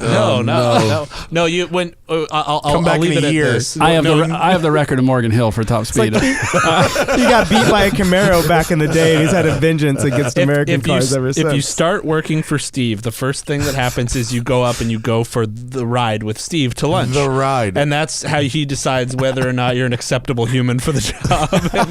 I had an employee once who was an engineer, and he kept doing things wrong, and he wrote me a manifesto, I guess is what you call it, several pages. And what it came down to was every time we discussed engineering things, you take me for a ride, and I'm so scared I can't concentrate, so I don't know what you're saying. I said, I'm sorry. What's the top speed in Morgan Hill, allegedly? 208. Morgan Hill, Mexico. That's what you're talking about. 208. All right. Jesus Christ. That's good. He only went 185. But M5. That sounds like an M5 number. It's an M5 number. It may or may not have been. Yeah, an when you M5. talk about 200 plus, that's an M5 number for sure. Kilometers. Kilometers. Yeah, right. no, it was miles. Allegedly, whatever. To answer the guy's question, Between traffic lights. I don't know. That the more we talk about it, that 228 sounds really nice. But I had a Fiesta ST that I really enjoyed. The Mark 7 GTI is very soft. The controls are very light. Everything's very light and soft, and that's how those are. I do like the interior though in the Mark 7 GTI. Plaid is nice. Yeah, Plaid's good. Everyone loves plaid. Yeah, but I don't know. The more I think about it, that 228 sounds dope. What's better if buying used? All right, what is the more reliable car? 650i Grand Coupe, Mercedes CLS, or Audi S7? Oof. What's your opinion on vintage, on lightly used European?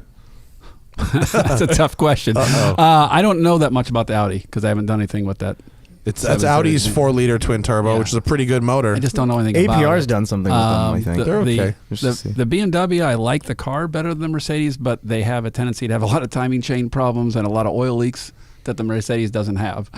So I think the Mercedes is probably a more reliable car. I think the BMW is more fun to drive. Fair. I think from my experience, if you're looking at a CLS 63, the twin turbo 5.5 over the NA 63 engine. No doubt. I agree with sure. that completely. The turbo motor, yeah. No doubt. And great I don't engine. know if are you doing 5.5 liter kits? I haven't done anything with them yet. No. All right, in that case, for now, go see Hartmut. Yeah. And rent Hartmut can do like 4 parts and make like 800 horsepower in one of them things. It's easy to do with that kind of displacement and twin turbos. Yeah, he's got a CLS street car that runs in the 9s. Right. That's an all-wheel drive car too. No, this was the old one. Oh, really? He has to put slicks on it to run that. Oh, is that right? Yeah, it won't do it with the normal tires on. With the normal tires on, I tested it and was able to, with an automatic gearbox, do 4th gear burnouts. Is that right? Yeah, in like outside of Fort Lauderdale or somewhere in Florida. It's ridiculous. Spencer K.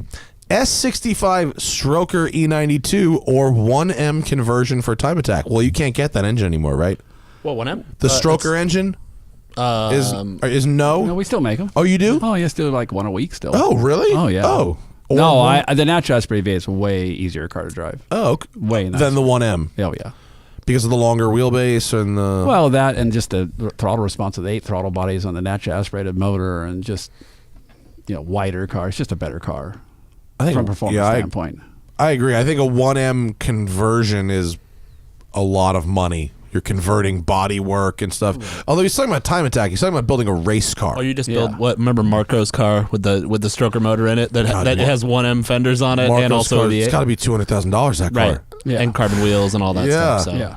All right. S65 Stroker. Yeah, we can make 600 horsepower version of that for the car. Be a good Time Attack car. Call Steve. He'll build you a motor. Yeah. He's got you covered. We also make blower motors for those now because a lot of people put turbo kits and supercharge on them and then break them. So we have a special engine that's stronger that won't go bad after you put a blower on it too. Oh, so like a supercharger ready engine? Yeah. And are you selling a preferred blower package also? Not selling a blower package, just the engine. Oh, okay. For other people doing them. Just stronger internals, stuff like that? Yeah. Same price? Yeah, exactly the same price. Expensive engine. It's a little bit smaller. It's a 4.5 liter because we make a smaller bore with a thicker head gasket and a few small changes to the rods and the pistons for the strength. But they have a lot of rod bearing problems and people turn the boost up too much in them and they fail. That's the rod bearing thing is the thing with those engines, right? Yeah, and then they already have a problem. Then people put blowers on them. Yeah, you think that's going to help?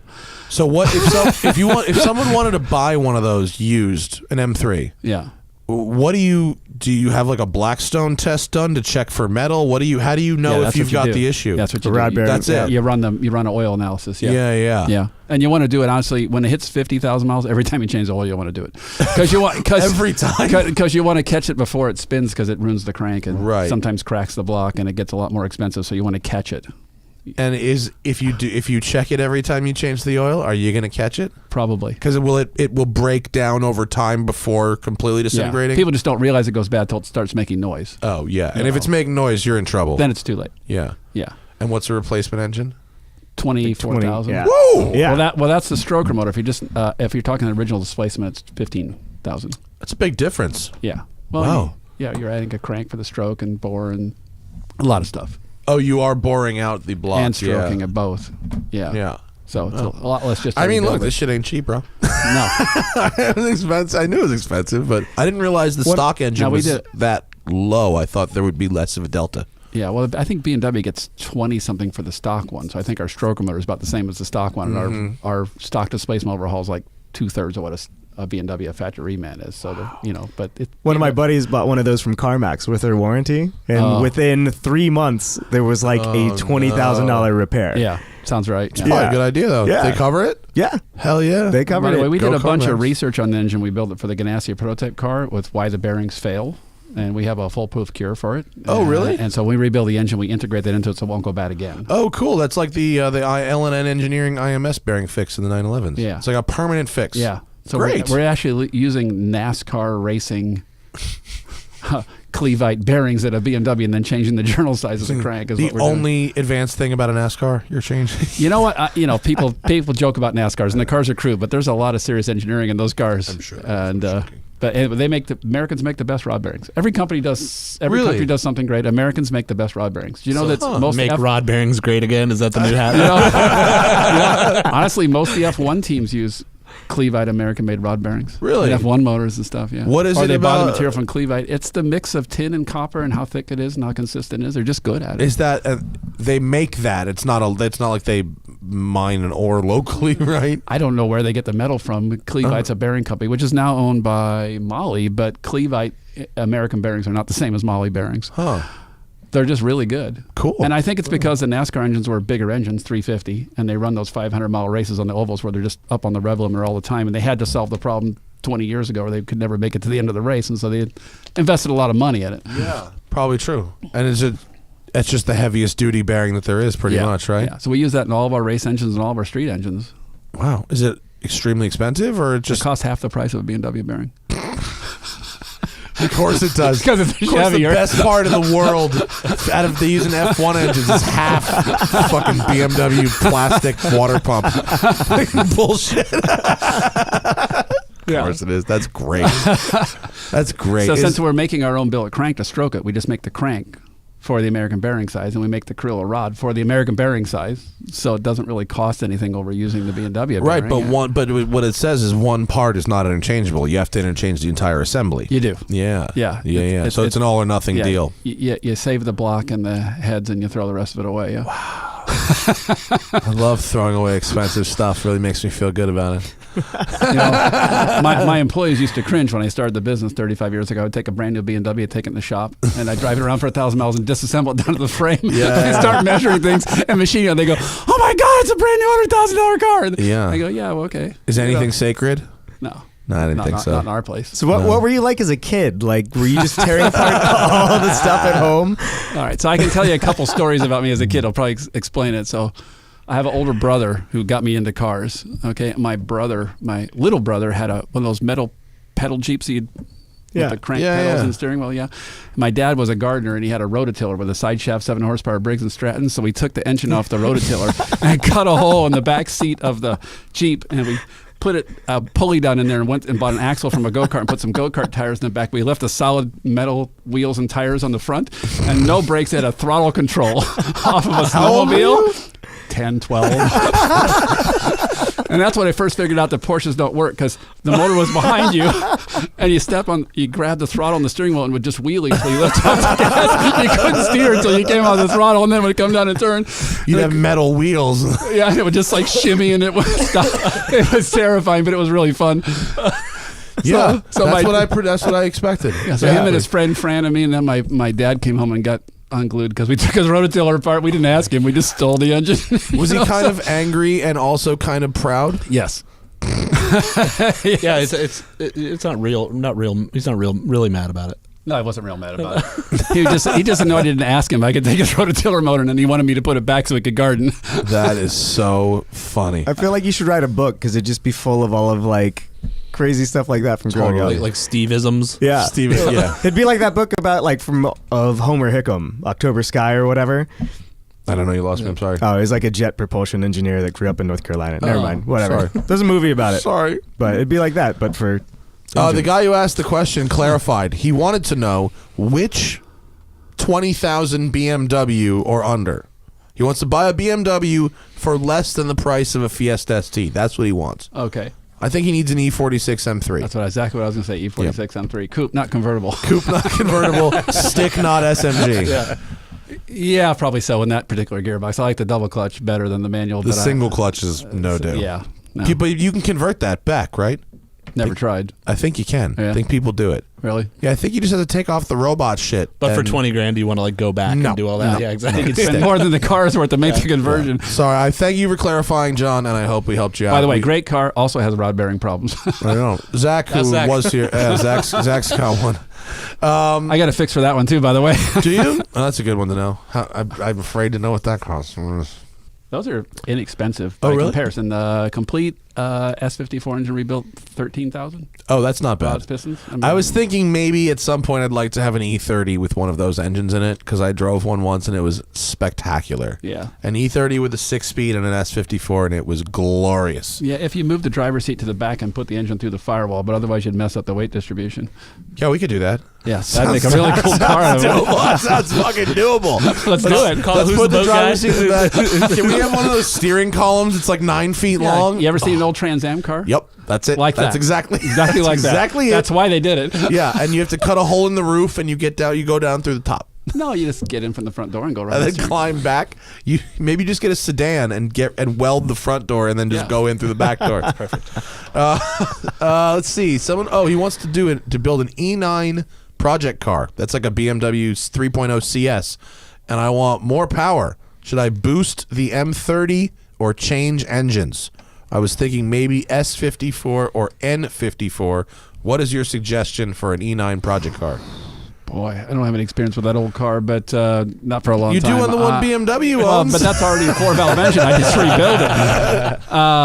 You probably can't buy the cylinder heads to make it into an M49. I think I would put a late model M6, M5 engine in it. Oh, like from the 80s car. Right. Yeah. Because that's kind of authentic like the race car was. Yeah. It would kind of a theme like I built a street car into a race car. It looked cool. Yeah. I think that's an acceptable BMW and in-family engine swap. Right, and then put like a Motec on it or something. A what? The old Motec? fuel injection. Yeah. I think that'd be a really cool car. Yeah, the engine out of the M5, the first M5 or M6. That's an S38, right? Yeah, S36 and then S38. I think I'd get the S38 out of the E34. I think it'd be a better engine. Oh, the later one. That'd be the one to do. There you go. That'd be a cool car. From God's lips to your ears, sir. Right. We used to stroke those at 3.9 liters, and they make 410 horsepower natural aspirated. That'd be a great street car, don't you think? Yes. Yeah. So let's do that. Have him call me. Yeah. There you go. We need a patron and an E9 chassis immediately. That's gangster. So we're going to wrap this show up with a little bit. Haggerty sponsors us. Good people over at Haggerty. Yeah. They do insurance, they do media, they do all kind of stuff. And they have a newsletter, which you can get at haggerty.com/newsletter. And for the end of the show, I just want to talk to you real quick about something that's in this newsletter because it relates to your possible new business enterprise. Uh-oh. It's about the Toyota Supra. Toyota Supra, all right.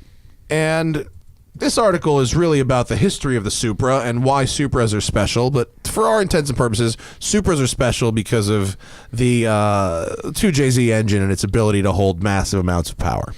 That's pretty much the deal with the Supra. Yeah. And the new Supra, which is coming back out, is being co-developed with BMW. It's also going to be the Z5. Z4, Z5, whatever they call it. Steering wheel like that. So. Oh, there it is. Yeah, he's got the Trans Am steering wheel. That's the one. Yep. That's my old world challenge car. Oh, yes. Yeah, perfect. That's an E34 BMW. So the question is it? Yeah. Awesome. The question is, do you know anything about the new Supra BMW co-development project? I don't. None. Nothing. That bit really dive-bombed. Sorry. I apologize. No, it's okay. I'm not up on the gossip. I went for it and I didn't get it. I think that what made the old Supra great is it's such a strong engine. Very robust. You can run just huge amounts of business. Huge amount. Really thick ass cylinder walls. Buddy of mine drag races when he's getting 2,500 horsepower out of it. It's turbos. Looks like it comes off a Mack truck. It's like there's a guy. What's his name? E-Canoe. In is he Dubai or Saudi? Or is it? I can't remember if he's in Dubai or Saudi. E-Canoe Racing or Gazoo? Is it? No, Gazoo is Toyota's in-house thing. Oh, they're the ones with the GTR that like them and Giddy were going back and forth. Yeah, for a while, right? Yeah. Super crazy, huge horsepower. But so it's coming back. And okay, actually, I have a tangent question about this. All right, co-developed cars, right? So BMW and Toyota are working together to develop this car. Right. What's in it for each of them? Rear in your suspension. Mind. Suspension geometry. Cost savings. That it? So it seems like it's such a weird, I guess the Z4 is a cruiser. It's not like a real sports car, is it? Yeah. Is it? It's a car to look cool driving around with your top down and your driving gloves on, but it's not really a serious sports car from a performance standpoint. Right. It's a really good looking car. It's a nice car, but it's not fast sports car. That's what the Supra version is supposed to look like in theory. That's cool. Yeah. I like that. So it looks like a GT3 car or GTLM car. I've been seeing the mule go around. And the Z4 mule. It's all over. I mean, it goes into Santa Monica. So they might make it stuff. into a serious sports car, you think? It's possible. It goes right. The Z4 mule goes right by my house every day. It looks about the same size as the what's actually going to be called? What's the Supra? I think Supra. Just actually called the Supra. Yeah, but it looks the same size as an 86. It looks small. It looks about the same thing. What I find interesting is that they're going to at least have some sort of single turbo, twin scroll turbo inline six, which is kind of cool. Like it's a little homage to the Supra. It's a very BMW thing. The new BMW, the 340 engine is really the B58. Yeah, B58 is that what it is? That's a sweet little motor. Thing makes power. Yeah, but you've been driving a bunch of the Lotuses lately, right? Yeah. Toyota power. Yeah. British engineering. Supercharged Camry engines are good, but actually. It works. Strangely enough, does this transfer over and not work when people start going in to Toyota dealership with rod bearing issues? What's that? What are you insinuating? Well, I'm just saying, I mean, I don't know. I think it's got to be reliable. It's got to be a Toyota, right? Well, I guess we'll probably got a Clevite bearing in the Toyota. Probably. Yep. You know the little S2000 Honda that you're talking about? Yeah. That's a Clevite bearing. Oh, really? The Honda uses Really? it. I bet the Shelby 350 uses it to rev to 8250. Most of the American cars do, yeah. Yeah. But some of the foreign cars do too. The Oldsmobile Quad 4-cylinder. That's a Clevite bearing. The Aero too. engine? Yeah. Yeah. Oh, the turboed one. Yeah. Oh. The 4-cylinder one that they made the race engine of that made all the ridiculous horsepower and went 220 miles an hour with AJ Foyt around an oval back in the days. We're talking about an IndyCar engine, right? No, it's like a sports car engine. 4-cylinder Oldsmobile turbo, yeah. Oh, the Aerotech, that thing. The old Aerotech. Yes. I had the model version of that car. Yeah. Tim, this car's ridiculous looking. Oldsmobile Aerotech. It's got it's like a streamliner thing that's almost like I almost want to say Third Reichish, but it's definitely GM peak 80s. That's a real car. That's a real car. Yeah. That shit is it's a real car. I think 250 something, right? I thought it was 220, but I don't remember. It's been a long time. It's a cool looking car. Yeah, and it had two different tails. It had a short tail and a long tail. Did you get both when you ordered it? No, they didn't sell them. Take it home and swap it out. They built one. That was real. Oh, then that top right picture was the long tail. Was it? Well, I don't know. I'm stoked for the new Supra. I attempted. So you're a Toyota guy? Is that what you're trying to tell me? No, I like strong engines. Yeah, I do too. Have I ever owned a Toyota? I do too. I own a Lexus, but I don't think I've ever owned a Toyota. Close enough. I'm annoyed with my Lexus. It's broken. Again? Who has it now? Aaron Gold. But the Balancer was like coming apart, and it was going to completely eat the engine. There's going to fix that. Inline 6? No, 1UZ V8. It's an LS 400 and has 976,000 miles on it. Well, that would do it. Yeah. It's needed some maintenance. Original motor, and you're though. pissed it's got that many miles and it broke? No, I'm not pissed. I think you got good value out of that as well. Another fucking thing. Where do you stand right now on the interest in actually still getting it there? Is it slowly dying? The finish line is close. The finish line is in sight. I bought this car, Steve, with 897,000 miles on it. Wow. And the idea is oh my God, it's 9/10 of the way almost to $1 million, right. and I wanted to get it there, and I'm at 976 now. Bought the car for $1,200. It's cost me, I don't know, maybe $10,000 or $12,000 in maintenance over the last 3 years to get it here, and I don't drive it. I loan it out to people, and they drive it. So I don't even really fucking see it. I don't even really care. I had it for I 2 just weeks. write checks. I just write checks on other people drive the cars. It's the stupidest thing in the world. I don't know what I'm doing. Yeah. You need Clevite rod bearings. Aaron Gold was like, this thing's maybe about some to come apart. SCP and some wood shavings in the bottom. I mean, part of me was just let it come apart, but I can't give up. No. I'm so committed. You got to be able to milk it over the end, don't you think? I mean, 25,000 miles. The Balancer would turn to paper. Anybody got a free dyno for 2 months? We should call it. Is it ATS that makes the liquid? The hydraulic? Yeah, you should call them up and see if they'll volunteer one for you to your project for the show, and you can give them a plug. This fucking car. It just makes me want to kill myself. I tried to do a thing with the Supra thing. I don't know if it worked or not, but there's fun articles about classic cars, about the classic car market, investing in cars, buying and selling cars at Haggerty.com/newsletter. Check it out. We'll end it with one more question, and then we're going to close the Super Chat and get out of here for the day. Steve Dinan, Jansen Murray wants to know, and I want to know, what is your dream Frankenstein BMW, meaning what's the best looking BMW? What is the best engine that would go in it? And what car's chassis would underpine it? If that's a word. I get this question a lot. What's my favorite BMW? But no, I need you to combine. Combine. BMW. We have engine, we have chassis, and we have body, and you have to pick your favorite of each and combine them into one car. Well, my favorite engine of all time is the V10 and the E60 M5. The BMW V10. Yeah, really. That's a great engine. We stroke on board to 6 liters. It's 760 horsepower natural aspirated. I got that engine, and it's got torque and throttle response. Great engine. Do you have to make it crazy loud to get that much horsepower? No. That's it, huh? No. How much for that engine? What does that engine cost? What, 40K, I think. For a 6-liter V10 that makes 770 horsepower, that's a value. Yeah, and then Fuck yeah, that's a value. What can you put that in? I like a double clutch gearbox behind it instead of the original. You do. I do like the double clutch gearbox, not the original one, but the newer one. Like the not the single clutch, a double clutch. I'd put a double clutch behind it. Is that possible, or that's just we're in hypothetical land? Aren't we talking hypothetical? No, but I'm just curious. I thought that we were making us Frankenstein. No, we are. All right. You said it so confidently that I thought it might have been possible. Well, anything's possible. Okay. That's how much money you have. Touché, sir. Body. Let's see. V10 car with a dual clutch gearbox. Looking good so far. Yeah, body, boy. It's gonna be like a Isetta. Sounds crazy, but I think an M4. M4. Small car with a big V10, motor. and I could see the appeal of an Driving M4 from the with back a V10 seat and with the engine. the long ass steering column. So that's funny car M4. Long ass steering column. Yeah, that's a good combo. You told me to go crazy, so that's. No, that's not even that crazy. That's fairly reasonable. It's like, so a Daytona prototype. Just put an M4 body on that. Yeah, that too. And like motor, and then you're good. We did one of those, by the way. I'm sorry? Bill Riley made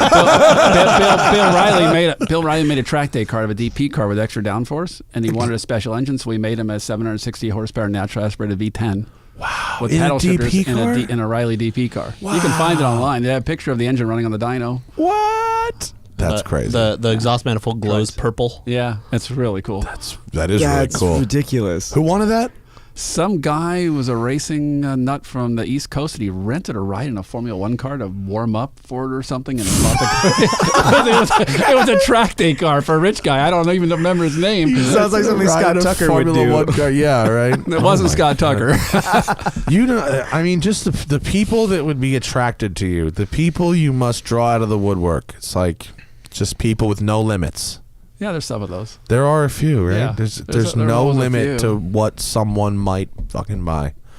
So crazy. I wanted to end on that because that's a very good one, except someone made a very generous donation. We'll end on this instead, and then I really am closing this. What oils do you prefer in sports cars? Someone asked about the brand Liqui-Moly, but what brand oil do you like to use in your cars? Joe Gibbs Racing Oil. Is that proprietary? No, Joe Gibbs sells it for NASCAR teams. Really? Yeah, off the shelf. Great stuff. Anyone can buy it? Yeah. Oh, Joe Gibbs Racing Oil. Yeah, it's really good. We use it in all the race engines. Oh, super really? durable. You reckon? Should I go get some for my cars too? Yeah, I've only run it in race engines. I never ran it in streetcar engines. So you don't. Will a streetcar engine create enough heat and stuff to make it? Sometimes they put more work? detergents in streetcar engines to keep them clean. Than in racing engine oil might not be good. I'd have to check. But True. It's really, really good oil from both the durability and it actually makes more power than other oil. And I know that sounds really weird. Fair, but it has such good high pressure. I think they use metals. I'm not a chemist in the oil, very finely ground up metal to make it a high pressure concentrate, and they run 0-20 oil. So on our prototype engines, we used to run 0-20 oil, and over a 5W30, it was worth 3 horsepower. Okay.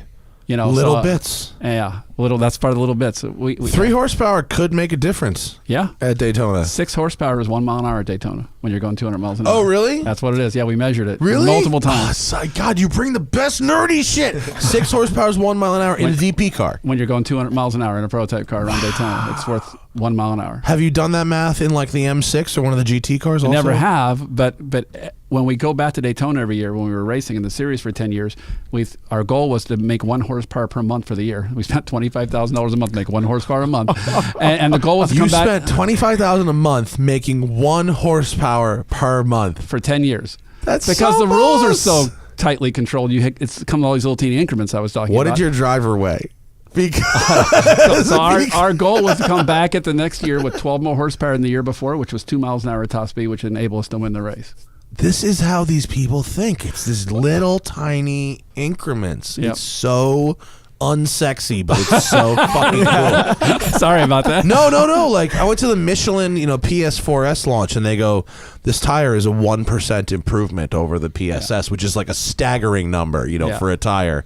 And people are like, wah, and they have to dress it up with like these chefs and all this crazy shit. When it's like, no, you don't understand. Like, we would have won on this tire. Like, all the races that we lost, we would have won. Right. No, in 13, when Ganassi went 1-2 in prototype racing, they had found 2 miles an hour in aero drag, and we found 2 miles an hour with 12 horsepower. And they left the aero parts off the car, and we left the engine parts off the engine through all the practices and qualifying. And then we put them on for the race and just crushed them. That's I mean, it awesome. was just. It's awesome. And then the sanction bike took the whole car back to the NASCAR Tech Center and took it all the way down the frame for like a week. Wow. But it passed tech. It passed? Yeah, that was not illegal. It just was a surprise. It was just creative. Yeah. Oh, that's funny. Sandbagging, not illegal. No. Did you still qualify well? I think we qualified third or something like that. Oh, yeah. Yeah, But for it's a 24-hour race, Who gives a cares? shit? Yeah, you could have qualified last If and you got qualify on the lead lap, what's the difference? Yeah.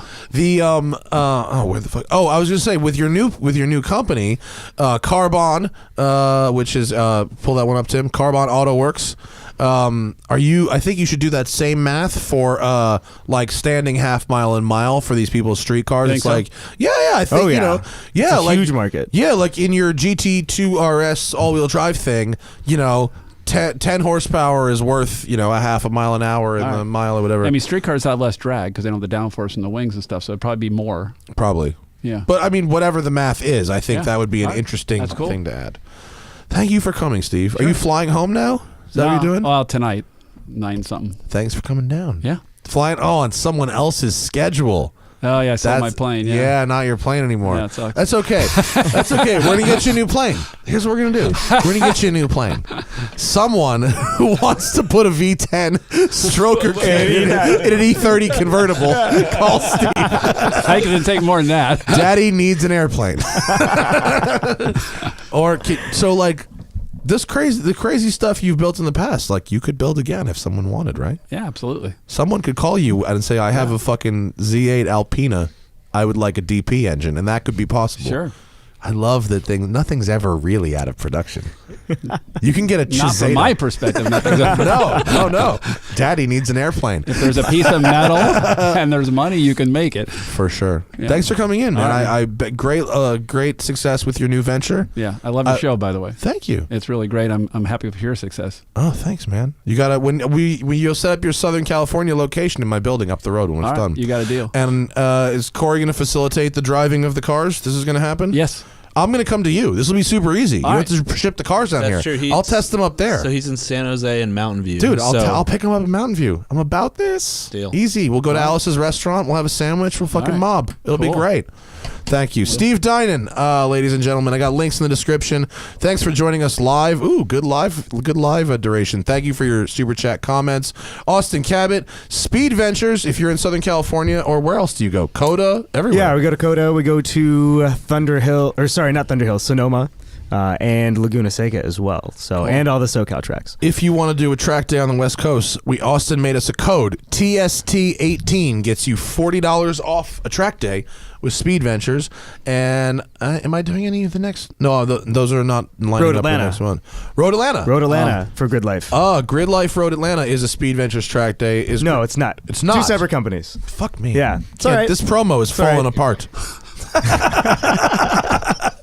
I just do too Have much you travel. driven Road Atlanta? Yes, Cool it is track. spectacular. Yeah. We did it Type R, and Old one was better before they changed it, but what did they change? they didn't used to be the chicane. There used to be a dip at the end of the back straightaway. That's why turn 11 Oh. is up under the bridge, because it used to be a legit turn. Oh, in the old days, my GT car would do 180 at the bottom of the dip, and it would be 170 at the top of the dip, and it would smoke the tires in top gear all the way down the hill, and then compress, and it was like, Thanks. It was cool. No, I'll take the chicane. Thank you. Yeah. I'm good on that chicane. Did it in the rain once too. No, it's okay. Wicked fun. It's okay. Good on that. Thanks, buddy. Code TST18 if you want to do a track day with Speed Ventures. Thanks, Austin. Austin, and an upcoming video that he hooked me up with, Supercharged Lamborghini and Auto Club. Very, very, very, very fast. Very fast. Very, very, very, very fast. I just walk by about 6 cars on the banking. It's very, very funny. The car makes good power. Thanks, Steve. Thank you all for watching live. Thank you for listening at home. Corey Burns, Con Media, Vice President. He's got a button-down shirt. Every time you call now, it's like, hi, is this Mr. Vice President? Every time I call him up, can I speak to the Vice President of Accounts, He's please? the real deal, though. Of course. He's the Ari Gold of automotive media. He gets shit done, He's going to go motorcycle riding with me in a couple weeks. I'm not sure that's a good thing or not. But who's crazier, you or you? Oh, Steve's way crazier. No. Are you S1000 double R? I have one of those and an Aprilia RSV4 and a bunch. He has all the things I want. Psycho.